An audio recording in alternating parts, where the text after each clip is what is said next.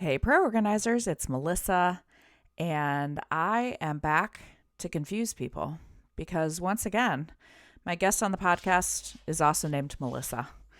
So, Melissa Gugni was on the podcast a few months ago. We had an awesome conversation about boundaries and all sorts of things. But she wrote to me, she sent me an email, and she goes, "Hey, I have something really specific I want to talk about." And it was a nice, meaty topic, one that I love talking about. So we went a bunch of different directions on this. I'm dividing it up into two podcasts because we've had some longer podcasts lately. And I know that we like to keep them a little bit bite sized, like kind of on the way to a client sort of length. So we are going to divide it up into two different parts. I'm going to be honest with you. We were all over the place. We were like, topic here, topic there, squirrel. But we talked about a lot of great stuff. As I was re-listening to this, as I was editing it, I was like, oh, I forgot we talked about that. That was great. I guess I was patting myself on the back. I don't know. But I loved this conversation. And it's really about the deep stuff of working with clients, which is something that I truly adore. So I'm just going to get right into it with my guest, Melissa of Melissa Gugni Organizing in the Bay Area. Have an awesome day, organizers. You are back on because you sent me an email and you had something pretty specific and important that you wanted to talk about. And you're like, I know I was on the podcast, but maybe we should talk about this. And I'm like, oh, we should talk about this. So why don't you tell me what was on your mind? Well, I kept having this thought in my head was like, this would be so fun to bounce off Melissa. How and why to quit a client?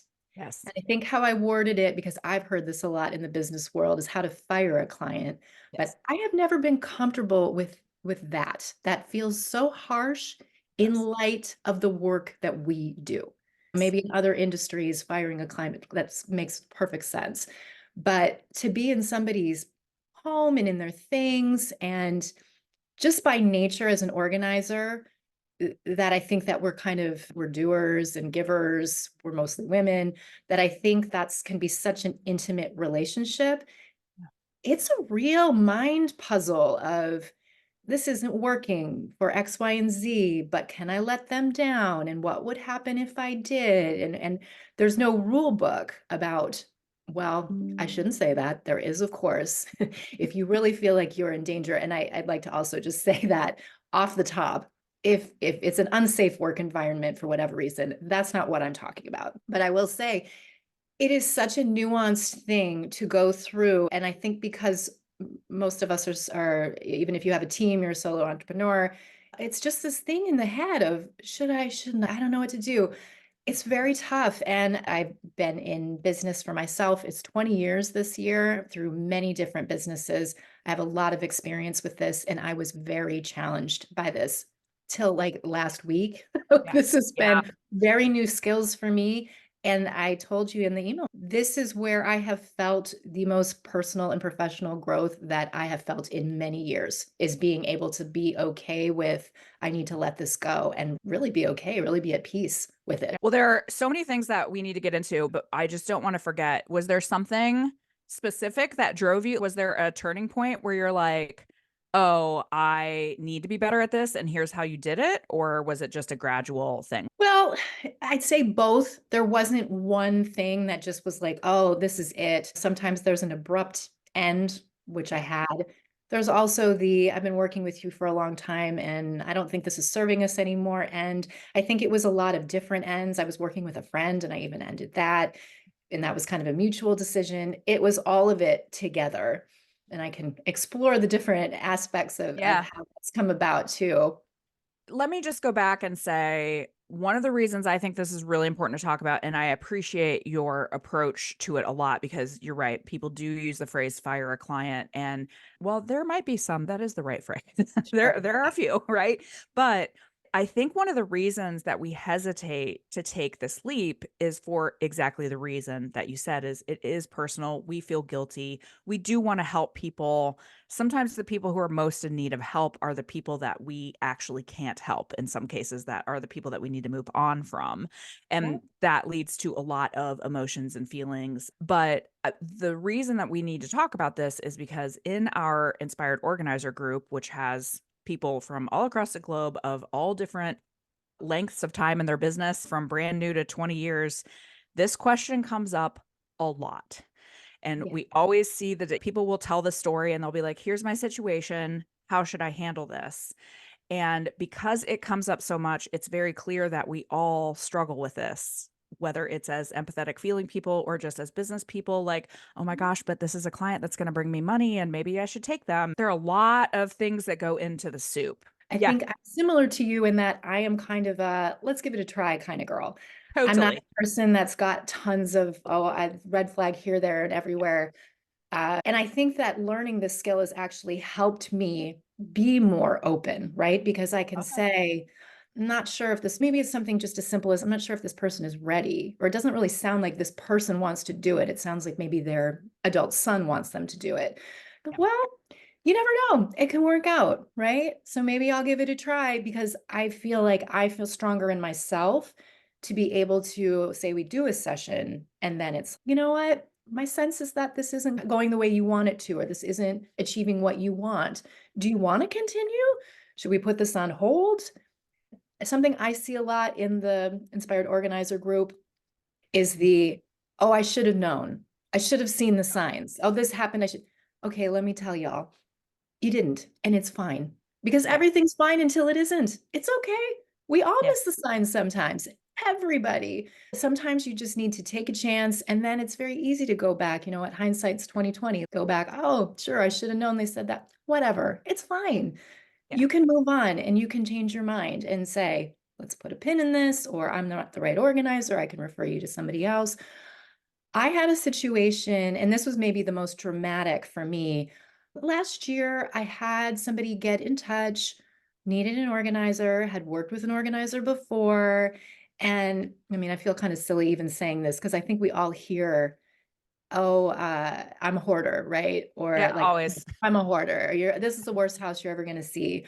Well, he kind of said that, yet at the same time, then he was like, oh, I'm not really a hoarder. And I'm like, oh, yeah, I get it. Of course you're not. Right. Well, I actually think he He was. was. Yeah. Sometimes Like, they're self-identifying correctly. It happened to me the other day too. It usually, sometimes they're right. yeah, Sometimes, oh no, you were spot on. I know. And there, along with that, I think there was some other mental illness. There was just a lot going on. And I had to bow out. And that was the one where I knew just in my soul, it was like, I cannot go back. There's no way. And I was not worried that I was going to be harmed by him physically, for the record. Sure. That's truly clear. But it was like, there's no way. My feet will not walk me into that home again. And so I had to just say, you know what? This wasn't the right fit for me. And I think I talked to the group about that one too, because I didn't even feel comfortable referring him. Most of the organizers I would refer to are more like me. Like I don't have a person with credentials in working. So I didn't even give a referral and I never heard back from him and I Yeah. refunded his money and it was fine. So that was a call I had to make and I did the best I could. And that took a lot for me to not again, oh, there was this warning sign, this warning. You know what? It's okay. And I still believe the 2 out of the 4 sessions I did with him, we did accomplish something. It wasn't as if I was just standing there going, I don't even know what to do. But maybe he got something from it. And now, and this is sort of the soulful, maybe a little woo part of this is by letting that go, I have freed myself because now I don't have to be doing the thing. And how do I do this? But I've freed him too, because now Yeah. he is free to find somebody who would be a better fit for him. Yeah. Right? And I think that is, if people don't listen to anything else in this whole podcast, that I think is the biggest thing is when you do this, it weighs on you, right? That's why people post in our group about it because they are anxious about it or they're stressed out about it, or it's just something that's not a fun thing to do, right? It's not a fun conversation to have. It's not something that you enjoy doing unless you are a sociopath, which none of us are, to my knowledge. Definitely not. But Not an when organizer. no. When you are done with the conversation, when you rip the Band-Aid off, you feel immeasurably better because you knew that it wasn't a good fit for you, or it's not a good fit for your skills, or it's a health hazard to you in some way, or and just an emotional hazard. Mhm. And that is something that you want to remember. This conversation might be difficult, but what's on the other side is really what needs to happen. Yes, that's right. And it's highly personal too. And I think it's very important to bounce these ideas off people you trust, but ultimately it's up to you. What might be totally fine for you, it would be no way for me. And that has to do with our personalities and our experience, professional experience. So that's the other thing that I'd say, to be careful. Take what, I guess, just take what you like from what you're hearing, but ultimately it's about getting in touch with yourself and what's okay and not okay with you. And that is a great point because I, like you referenced earlier, you and I tend to be more like, yeah, sure, I'll try it, people. And I have worked in hoarder homes and I have worked in minimalist homes and I've worked in studio apartments and great big houses. I've done a little bit of everything. I'll move you, I'll do pretty much whatever you want. But that doesn't work for everyone. So a situation that I might be okay saying, I'll take a leap on this, might be someone else's absolutely hard pass. But you also, on the flip side, just because someone else is saying that would be a hard pass for me, doesn't mean it has to be a hard pass for you.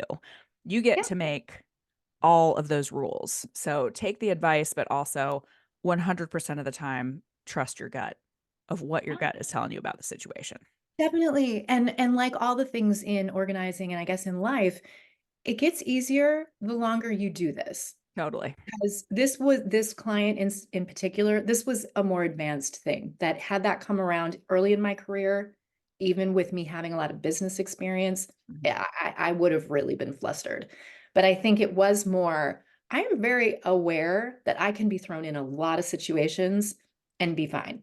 I can, to use the psychological terms, I can self-regulate. So Yes. even if it's really chaotic or I'm like, it might be at moments, but it's no, I'm good. I'm cool. I know where I am, but I can't imagine that would have gone very well earlier. So I put that out there to the newer people. Just know if you're having a harder time, I don't know what to do. It's normal. It will get easier. It definitely does. And we're probably going to be bouncing all around here, but I do want to go back to something that you said. Sorry guys, just stick with us. We're going to get there. But I want to go So back to much to something. say. I know there's so many things to talk about. I do what you said about don't beat yourself up if you missed, let's just call them red flags, right? Like it is okay because that is also part of the learning process. And I know, at least for me in my journey, I definitely ignored signs for certain clients. And then I totally did I can handle that, even though everything in my brain was going, but no, you can't. Or Yeah. maybe no, you don't want to. And what that leads to is it puts you in a bad situation. You get resentful. I always say at the moment that you feel maximally resentful, that's when you need to start Yeah. evaluating what part do I play in this? What Yes. role do I have in I keep saying yes to these things and maybe I need to not ignore these signs. And like you said, there is a kindness in not saying yes to something that is really not a good fit for you. It's not a kindness to you. And to your point, it's not a kindness to them. Yep. Absolutely. And I think that brought up a lot of things for me too. The resentment. And I remember we talked a lot about that in the Yeah. boundaries episode. That's what I know that I personally want to avoid because once you kind of go down that slope, you're there. But the good news is, as we talked before, you get to change your mind. Yes. And I feel like that's something that we all need to say and hear a lot because we want to be consistent. Back to the example of, well, I don't want to take this X, Y, and Z because then I'm known as the person that does X, Y, and Z. No, that's not true. You can give it a try and say, no, that's not what I do. I'm not good at it. And I think that's also tricky. It takes a lot. And I can say this now that I've been doing this for a long time, but I'm a lot more open to say, I'm just not good at that. Where I Yeah. think when I was younger or more inexperienced, it was like, and it makes total sense, but it's like kind of that, oh, I can do that, I can do that, I can do that, I'm going to do that. And that's great. I think that's part of figuring it out. But there's some things that I'm not good at. Yeah. And then I have a friend who's not in organizing, but she would be the one to remind me, what would it be like if you just said, I don't like doing that? And in the Yeah. beginning, I think it was sort of that Midwest thing in me, you're Midwest, that it was like, you can't say you don't like to do it. This is work. You just have to do it. Yeah. No, what if it was, I just don't like doing that? Yep. Okay. What does someone say to that? You Right. know, ultimately, it's up to me. Well, and I know that originally the purpose when we first got on was really talking about the client experience, but you're moving to something that I do want to touch on, which the thing that when you started saying all this, the thing that just kept spotlighting in my mind and my own experience is I used to say, "Oh yeah, I'll eBay that for you. Oh yeah, I'll put that on Poshmark for you. Yeah, for sure. I will totally take this Yes. entire China collection that you have and find a home for it." My garage got complete it was a complete nightmare, and that is one thing that I just said, "Yes, sure," and then I never actually executed on it really well because I hated it, and Right. because it was time consuming, and it didn't really make me money, and blah, blah, blah, all the things.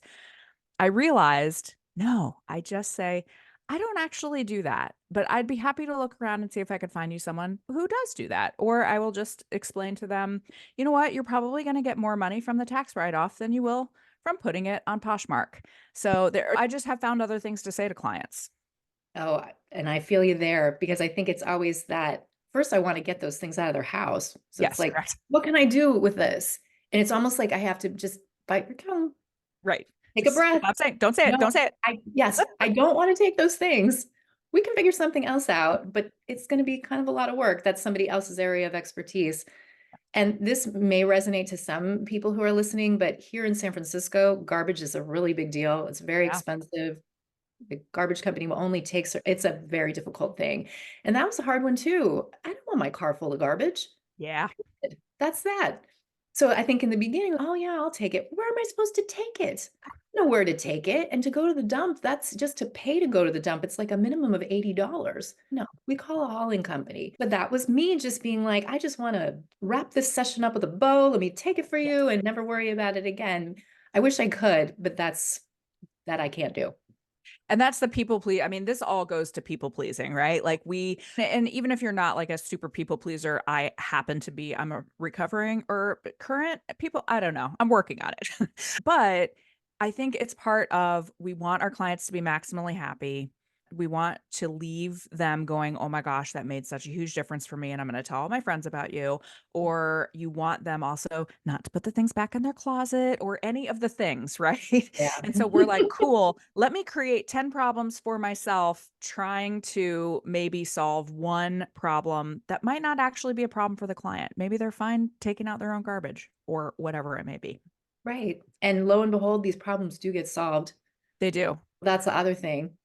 Also, I will just say on a total side note, I do take away recycling and garbage for clients because we have very easy garbage here, sorry, and I have multiple garbage cans and whatever. But my car has been a biohazard on more than one occasion. It's kind of gross. So like you can also just say, "It's not my jam. I Yeah. can't do it." So Yep. Yep. And I think being clear on that, I don't know, it seems to work. yeah, I think just saying, no, that of course people just want that taken care of, but it's, oh, okay. Well, yeah. like, we'll get a hauling company. Done. Well, sorry, I have zigged and zagged all over the place, but let's talk about kind of the core thing, but like the actual client situation that you get in and you realize for whatever reason this isn't working. Can you give us some of your thoughts or examples on some of the different things that you have seen and then how you handle them? So some of the things I've seen, I had a client early in my organizing career who I'm very grateful to, and I have a lot of actual love for. I worked with her every week for over a year. She came to me, it was an older woman who was given a short time to live. It was very dramatic in getting her affairs in order. And fortunately, got on a different treatment. And so it was doing better, and she is still alive. But that was the first one where after a year, I had veered from organizing into personal assistant, lots of work on the computer, which is the last thing in the world that I have any interest in doing. But it was also, even though again, I have a lot of love for this woman, she was so draining and negative Mm. that I just would leave just feeling awful every time. And she would complain about how much I charged. Over and over again, I'd say, if you don't want me to continue, you're not under a contract here, or you can end anytime you want. And no, but she would spend a whole hour of her paid time complaining about it. It was just, it was a lot. And there kind of became like a midpoint where I thought, part of my job, even though I'm being paid, is being of service to people who need my work. And so I could kind of, all right, and I've got a lot of boundaries. So it was like, I can deal with this. And it makes me laugh. You know how they say, if somebody says something that doesn't apply to you, it's not going to trigger you, right? Yeah. So she would say things sometimes that I would be like, I don't know what you're talking about. But she would do it for an hour and it would wear me down. Where I think this isn't actually triggering me, but you're just like, I'm so exhausted from this Yes. negativity. So in the end, I had to bow out. I said, I really need to focus on real organizing. And it was a feeling of fear in me because here I had a consistent client every single week when I was starting to build up my business. And it gave me confidence that, oh, I always have this client regardless of what was going on. Once I let that go, I felt like I had lost 100 pounds. And this was 3 hours a week. And that really taught me something about this is for real, right? If I'm feeling that stifled in a job. She was very controlling too. I had no freedom in the job. I have a lot of freedom as an organizer. Like Yeah. I gravitate towards that. I don't want to be micromanaged. But that was for me. For some people, that might not be an issue at all, or they like having a lot of direction. But that really took it out of me. So I think what I'm getting at is I love, love, love my job. I love the variety of it. And even when I have a more difficult client, or let's say not my favorite client, I don't dread going, which is so interesting to me. So when I do dread going, which is very rare, It's a there sign. is something there, right? Yeah. Yeah. Yeah. This is a really important one because I actually had it written down as one that I was going to bring up. And I have talked about this before, kind of inside some of our groups, but I don't know that I've ever talked about it on the podcast. But I had a client, very nice woman. I mean, really nice. But her kids walked all over her. Her ex-husband walked all over her. Her boyfriend appeared to walk all over her. Everybody just walked all over her. And it was so frustrating to see because I'm like, stand up for yourself, girl. But there was a lot there. There was a lot happening there. And working with her was extremely challenging for me. And the key thing that I found myself when I would work with her, she needed a lot of reassurance and a lot, and that's fine. That is something I can offer. But it was to the point that it was really interfering with our sessions. Like we weren't really getting anything done. It was very difficult for me to handle too. And I'm a pretty patient person. And there was a time, this is how I really knew. I almost never in a session will look at my watch. Like I Mm. will check the time occasionally and be like, okay, are we on track? Are we how much time we have left? Whatever. If we have a hard stop, blah, whatever. I would look at my watch when I was with her. I swear to you, like every 10 minutes and go, are we done? Oh, no, I still have an hour and 30 I have minutes the left. same. Oof. It's 2 hours and 45 minutes left. You don't say. I've been here for 15 minutes. It feels 3 hours. And I just had this moment where I'm like, I can't go back there. When you reach that realization, don't turn off that realization and look at some of those smaller clues of yourself of I'm looking at my watch constantly. I had someone talk to me about this the other day with a client like hers. She goes, "Should I just keep collecting the $400 and going there every week?" And I'm like, I can't answer that question, but I can answer the other questions you're asking, which is that is how you feel about her, and it's really wrecking the quality of your sessions and your feelings about your work. So if you love your work and then you go to a client where you really hate your job, that is a sign. It is. Yeah. Oh, the looking at the watch thing though, you're so right. I felt like that at this one. It was like, oh my God, only 3 minutes has gone by. I How gotta can it get only out of have been here. 30 seconds? It's like when you're in a boring class in school, it's Yes. like, I'll just go to the bathroom for 15 minutes. Anyway. Oh my gosh, so funny. The other thing though that I'll bring up is setting the boundary. And I think you alluded to this earlier about what's our part in it. And that takes a little, it can't be done in time. I feel like it takes a little bit of reflection. But with this particular client, I really did try to Mhm. say, hey, we need to focus me more on organizing. I can't listen to this all the time. And I think a lot of time because she would try to personalize it to me to get me riled up. And I'd say, we're here to talk about you. I did these things a lot. It wasn't working. Right. And so that also made it clear. Now your results may vary. Like you have to decide on your own how that's going to work for you. And certain times it just has to be like, I just have to be done. But I have a client right now, actually, and it always makes me laugh. I come home and tell my husband about it. And he's just, oh my God. I'm like, I know, but I have a feeling it's going to get better. And it has. She's just a very tough woman, Yeah. very aggressive and not particularly nice. I feel like in general, I'm treated with a lot of respect. There's not a lot of respect there. And so I had to kind of step out of it because I was like, I don't really love how I'm being treated here, but I really don't believe that it's personal. Generally, it is not personal, right? But if it feels personal, that might be a I reason was to gonna get say, out. but it feels personal, even if it's Right. Yes. I started just really setting a boundary where it was like, okay, you're throwing a lot at me. I'm actually going to get my notepad and start writing things down because then I could be like, no, wait. And I came up with some strategies, including me saying, I'm not doing that. She'd be yeah, like, da, da, da. And I don't want to get into the specifics because it's a yeah, current client, but wanted me to do something that was like, it was very unsafe. I was just like, no, I'm not doing that. right. And I think she was just, oh. And I think in the past I would have thought, oh, please just don't ask me to do something I don't want to do because I don't want to Yeah, start something. But now it's like, what have I got to lose? If we can't work this out, I'm gonna have to leave this job. So I might as well just let you know how I'm feeling about it yeah, and we'll take it at face value. And if you say no, I need that to be something that you do, fine. Okay, it's all right. I'll refund you and off I go. yeah. It's gotten a Well, lot better though, because honestly, I don't know what happened, if it's just my energy shifted or she picked up on, I have no clue, but it's gotten a lot better. I wonder, just listening to your story, if because you push back on her, she's not used to people doing that. And all of a sudden she's, Probably. wait a minute, I might have met a match. Like it might have Probably. just been like a little bit of a test or I mean subconscious or conscious, but yeah, and but that's the power of what you're talking about is you can just say, nope, that doesn't work for me. Or it doesn't have to be a big thing. It can just be, sorry, I can't do that.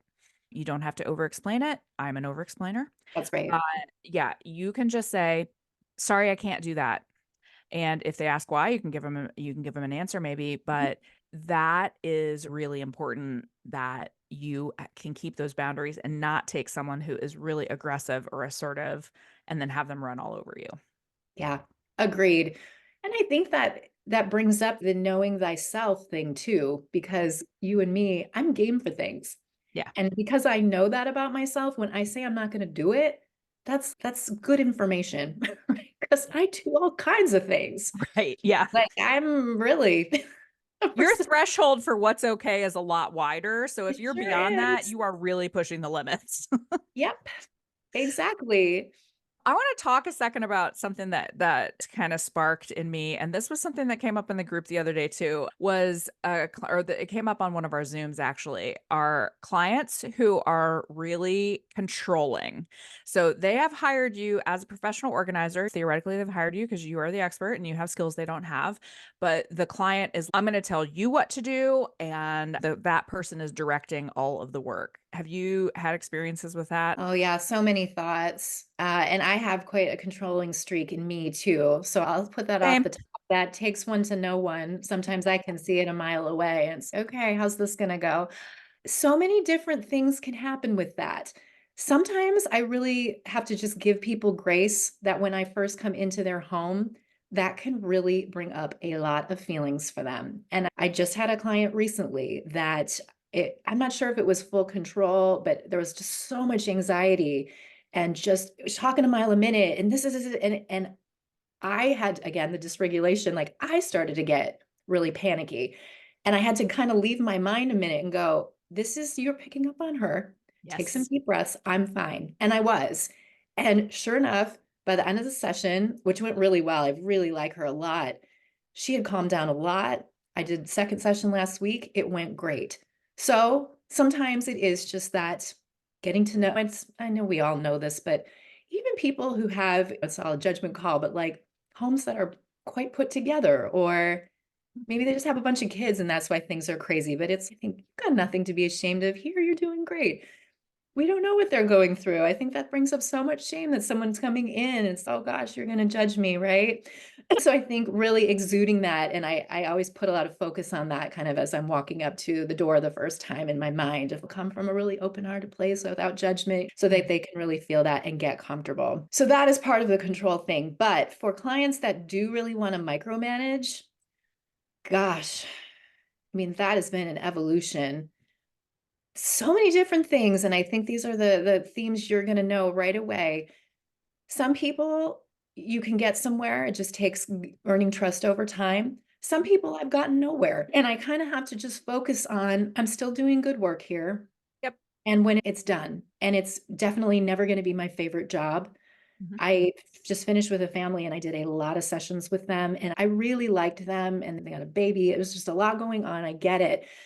But the house, they were so overwhelmed with stuff. And I mean, I worked there 30 hours, got rid of maybe 2 garbage bags worth of stuff, Oh my including gosh. trash.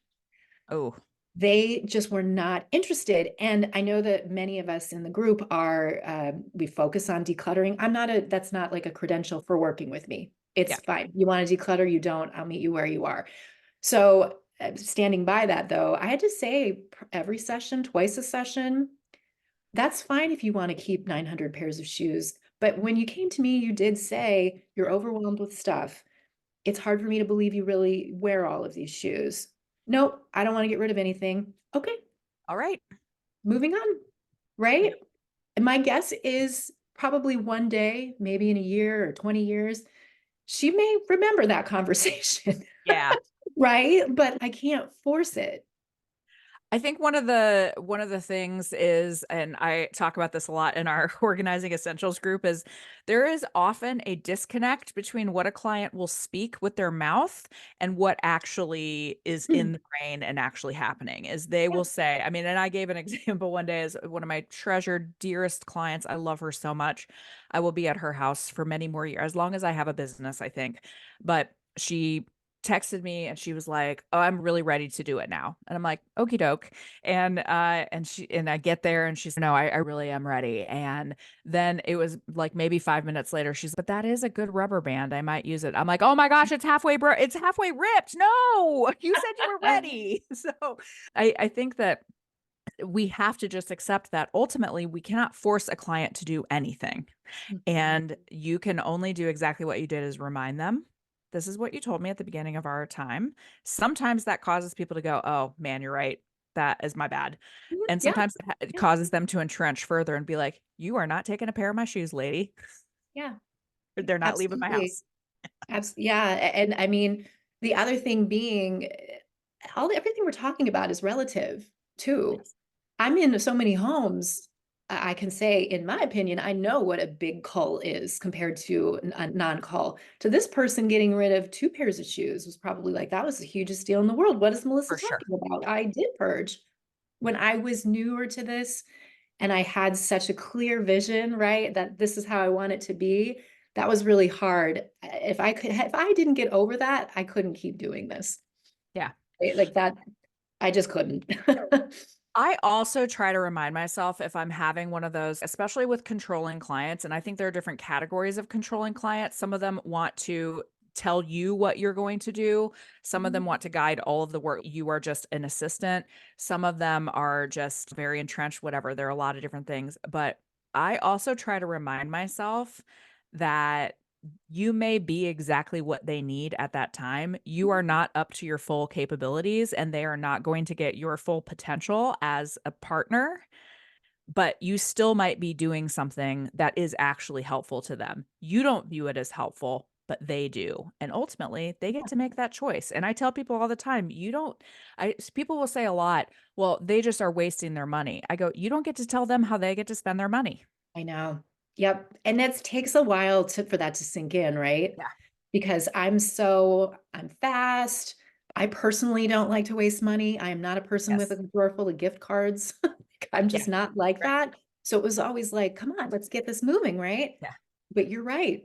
And this family, when I got this lovely email saying how much they loved having me there, I was kind of surprised because it was like, God, I sure didn't don't feel like I got Right. all the things I wanted done. But coming to look at it now, we covered the really big things. Yeah. That's huge. We set the root system, as I like to say.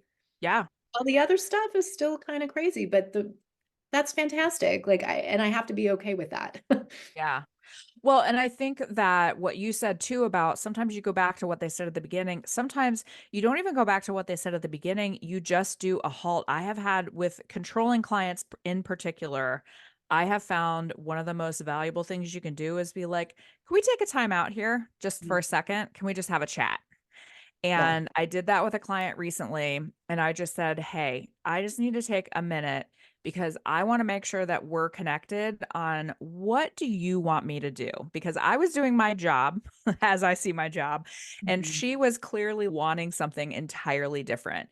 And so it was actually really great because she was able to get out precisely what she needed. She's, I need you to be the project director and I need you to tell me what to do. I need you to give me lots of homework. I just want you to project direct it. I don't need you to shop for me. I don't need you to install cabinets. I don't need, and I go, great. We have a great understanding. And everything flowed so much better after that versus us like kind of tussling, right? Yep. Oh So, yeah.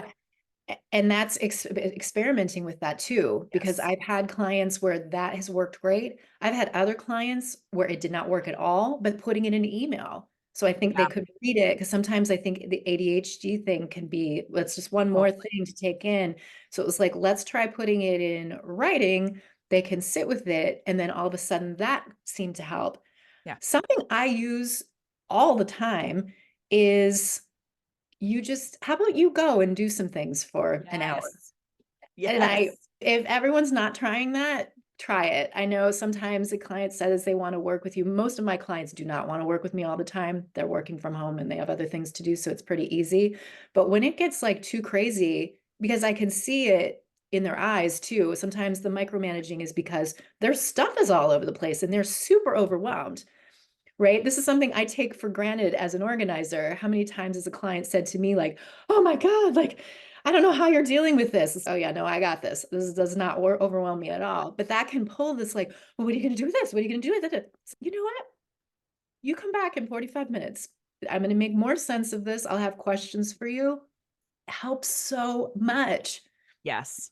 And like you said, sometimes you send it afterward. Every once in a while, I'll just phrase it as, hey, on my drive home, I was thinking about a few things.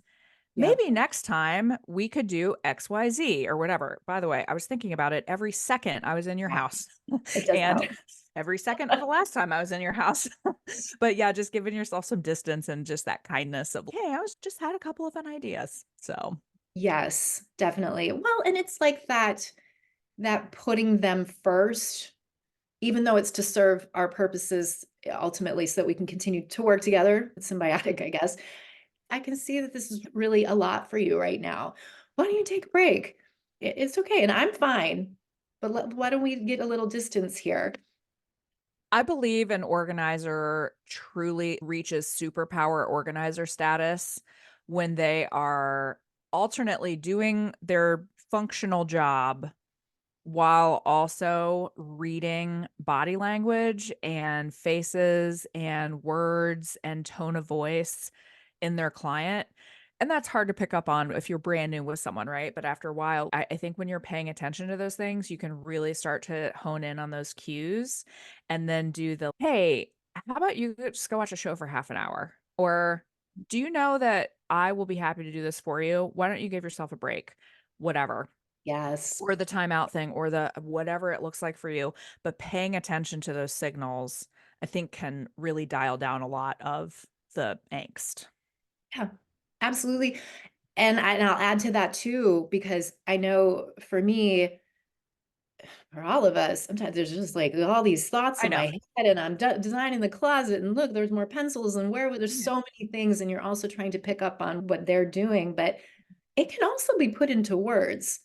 And that's advanced for me because I thought I really need to just be able to figure all of this out. But I can actually say now, no, I'm not exactly sure how you're doing with this. Do you feel comfortable telling me? Is this bringing up stuff? Is your mind somewhere else? Like, how is your day going? And sometimes that can be very impactful because Yeah.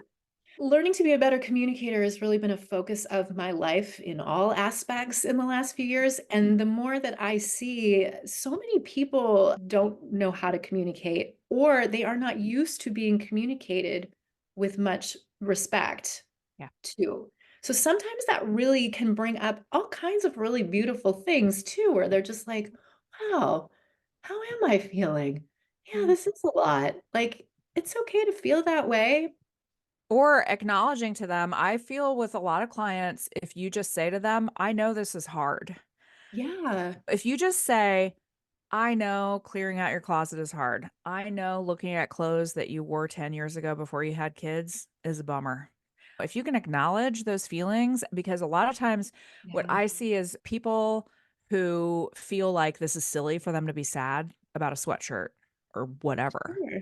Yeah. And just going, no, it's okay to be sad about this, or it's okay to be frustrated, or it's okay to be all those things, letting them have those emotions, acknowledging that, I think to your point, people don't sometimes know that they can have those feelings and that they're Yeah. okay.